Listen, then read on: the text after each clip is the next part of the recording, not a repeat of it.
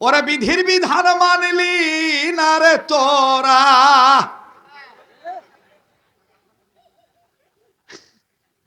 ওরে বিধি বিধান মানবে যারা, হইবে কোন না কোন সময় নিজ গৃহ হারা। তাই বলি সন্দেশন সরকার আবুলে কয়, সরকার আবুলে কয়, হ্যাঁ আর কৈতন কইব মইরা রইছে। বক্তা বলি বাড়ি এই ফতুল্লা থানার আওতাধীনই তো, ফতুল্লা রেল লাইন বাড়ি না, হ্যাঁ কোথায় পাইলট স্কুল। আমারে খুব মহব্বত করত। না না শোনেন, একটা মানুষের কর্ম একটা পেশা হইতে পারে আলাদা, এই জন্য তাকে অমানুষ বলবেন এটা হইতে পারে না, কথা কয় না। এখন আল্লাহ পাক তাকে মাফ করবেন কিনা এটা আল্লাহর ব্যাপার, কিন্তু বেচারা কিন্তু শিক্ষিত মানুষ ছিল, ধর্মের ব্যাপারে সে ভালো রিসার্চ করত।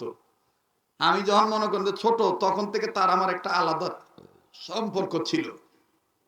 তখন আমারে বলতো যে মাওলানা আসলে তোমাদের লাইন আলাদা আমাদের লাইন আলাদা, তবে আমরাও মনে করি আমরা উলি আল্লাহর লাইনে আছি।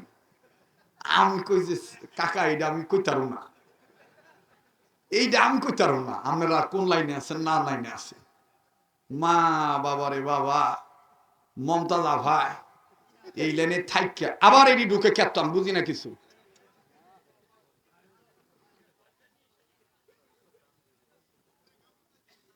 এদিক তাকান, মমতাজা ভাই এই যে এখন উঠতে দেব মনে করবেন এটি বিতে স্যাত লাগছে, এটি হেই গুরু ফেললো। মমতাজা ভাই সংসদেও গান গাইতো, কিন্তু এই বছর কপালে টিকিট আর পায় নাই, টিকিট পাইলেও মাগার নরম ছিটার পায় নাই, সংসদে ঢুইকার কও পারবো না। মাননীয় স্পিকার,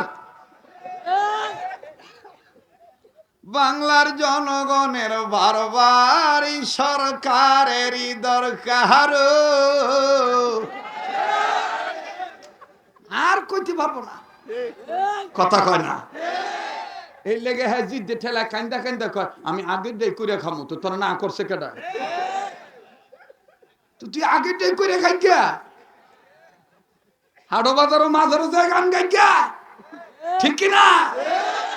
এই বেটি এই প্রায় 17 বছর 18 বছর আগে একটা গান গাইছিল, ওইটা আমি সেই সময় জব দিয়েছিলাম। আসলে আমি তো বাজারে গান ছাড়ি না, আমি চ্যালেঞ্জ করি পারলে আমার লগে আহিস দুতারা একতারা ছতারা থুইয়া, তোরা ওই পেঁপু পেঁপু করতে করতে তোকে সুর তুলতে লাগে আধা ঘন্টা, আর আমি যে কণ্ঠ দিয়ে আল্লাহর কালাম তেলাওয়াত করি এইটা দিয়ে এমনি টান দিলি জন্মে যায়।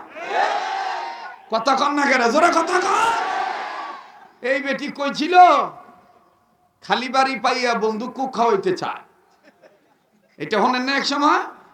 আমি এইটারে জব দিছিলাম কোরআন হাদিসের অর্থ দিয়ে, আমি আবার নিজে নিজে এটা লিখে আমি আবার জব দিছিলাম। কম ওরা কয় যে শরীয়তের মোল্লারা কিচ্ছু বোঝে না, আমরা আবার দেখো কি বুঝি কি বুঝি না, আমরা জব দিছিলাম। ঘটনাটা কথাটা উল্টাইয়া সহিভাবে বলছি। কম সাহস পাইতেছি না, কম তাহলে আপনাকেও কম লাগবো। দেখেন তো আমার জবটা ঠিক আছে কিনা।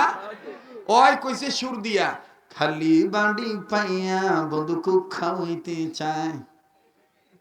আমি আবার এইটা ওলামায়ে কেরামের পক্ষ হইতে কোরআন হাদিসের তরজমা নিয়ে সুন্দর করে লেখা নিজেই গীতিকার সুরকার হইয়া দারুণ করে মাইরে দিছি, বইলে দিছি খালি মাথা পাইয়া হুজুর টুপি দিতে চায়। হ্যাঁ, যারা সুন্নতের পক্ষে, আল্লাহ এবং আল্লাহ রাসূলের পক্ষে একটু জবান খুলে বলতে হবে, কথা ঠিক কিনা? খালি মাথা পাইয়া হুজুর টুপি দিতে চায়, বলো খালি মাথা পাইয়া আজান দিয়া ডাইকা নিয়া নামাজ পড়ায়, আজান দিয়া হায় হায় খালি মাথা পাইয়া হুজুর টুপি দিতে চায়, বলো খালি মাথা পাইয়া। জয়মা গেছে গাছকা, কথা কয় না। তাহলে সবার জবান দিতে হবে কোরআন সুন্নাহর পক্ষে, উলামায়ে কেরামের পক্ষে। জবান খুলে আওয়াজ এই বাউল ফকিরদের জবাব দাও, হকের পক্ষে আওয়াজ দিয়া বলো, খালি মাথা পাইয়া হুজুর টুপি দিতে চায়। বলো, খালি মাথা পাইয়া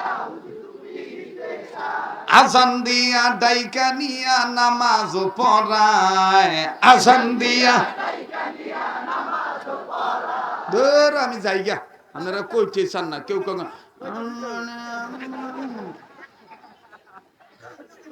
এইভাবে কোন দিকে তো আকাটার আম করে পিডায়, একবার কাটার বড় আবার কাটটা সাইটটা আম করে ট্রান্সজেন্ডার হিগায়, কথা কয় না, জোরে কথা কয়।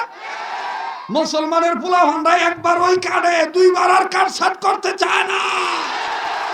এইটা যারা করতে চায়, শিখাইতে চায়, বাস্তবায়ন করতে চায়, তারা কাটার দালাল। কিন্তু মুসলমানের এইটা মাইনা নিতে চায় না, পারে না, পারবে না। এবার জবানগুলি একটু নিজে বলবেন, ডাইনম্যান লক্ষ্য করবেন, কেঠায় কয় না, খালি মাথা পাইয়া হুজুর টুপি দিতে চায়। বলো, খালি মাথা পাইয়া। দেখেন তো কেঠায় কয় না, কার মুখ লড়ে না। আলা যেই হুজুর হোক আর যাই হোক, কই মিয়া এটা হুজুর পক্ষে কথা না। আমগো দেশে খালি ফতুয়া বাইরে গেছে গা, এ গান টান জায়েজ আছে, ফতুয়া লইয়া তুমি হুইয়া থাও গা।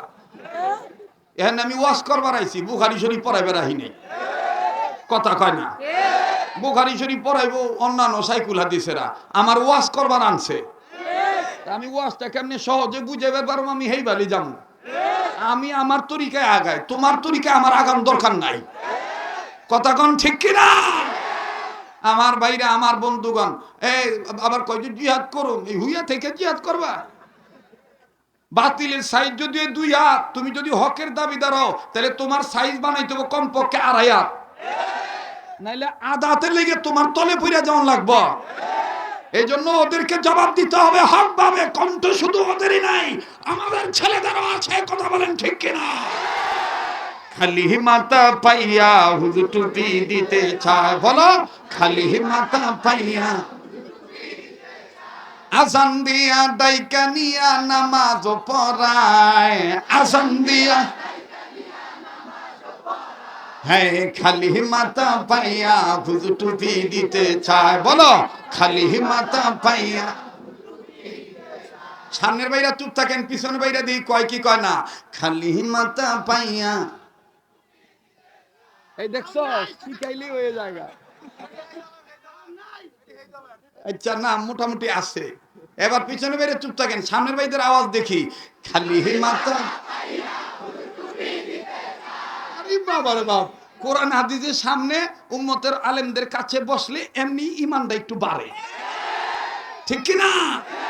এবার সামনের বাইরা পিছনের বাইরা শোনেন, কোরআন তেলাওয়াত শুনলে, কোরআনের কথা শুনলে ইমানদারদের ইমান বাড়ে না কমে? এই কথা কোরআনে আছে না নাই?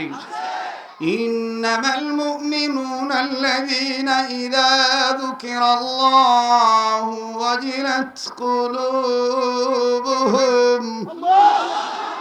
وإذا تليت عليهم آياته زادتهم إيمانا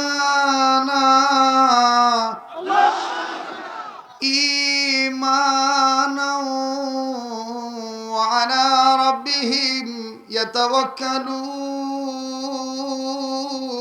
يتوكلون.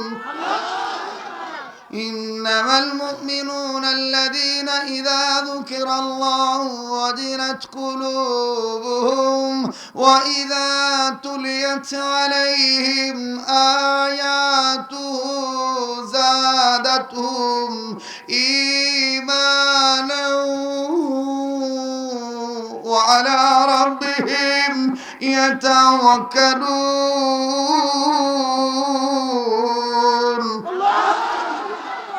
এখন বলেন, যাদের ইমান বাড়ে তাদের জবান দিয়ে আল্লাহু আকবার আসতে হয় না জোরে হয়? একটু বলেন তো আবার আল্লাহু আকবার। আল্লাহু আকবার এটা কি চরমনায় হুজুরের বানানো স্লোগান? এটা কি ইসলামী আন্দোলন তৈরি করা? আল্লাহু আকবার বলতে হবে নির্দেশ কার? ইয়া আইয়ুহাল মুদাথথির